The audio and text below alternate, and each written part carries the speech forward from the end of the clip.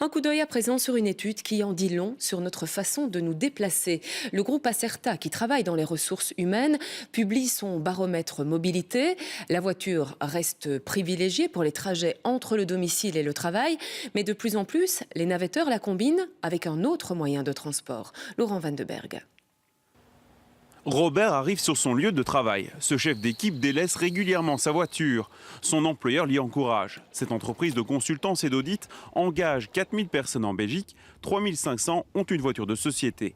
Le groupe a l'ambition de réduire les déplacements en 4 roues de 10%. Je peux venir en vélo le matin ici et la journée quand je dois aller voir des clients, que ce soit dans le centre de Bruxelles, j'ai un abonnement de train qui me permet d'atteindre Bruxelles, Anvers ou Gand très facilement, ou quand j'ai des clients qui sont moins facilement accessibles, il y a des voitures partagées. J'habite pas très loin d'ici, à 14 km à vol d'oiseau plus ou moins. En transport en public, je mettrai plus d'1h30 parce qu'il n'y a pas de bonne connexion. En vélo, ça met une demi-heure où j'ai vraiment le temps de me déconnecter, de me reposer et de faire du sport en même temps. En 2018, 11% des travailleurs ont combiné l'usage de la voiture et du vélo.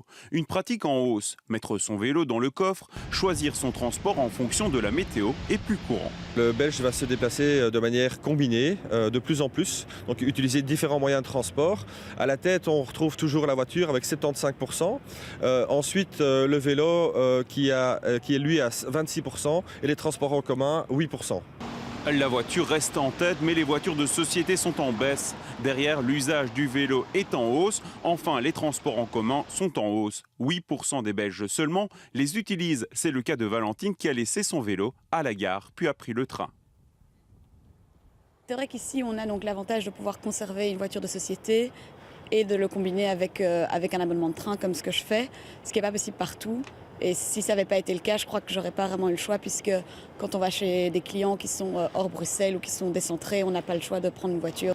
La distance moyenne du domicile au travail est de 19 km.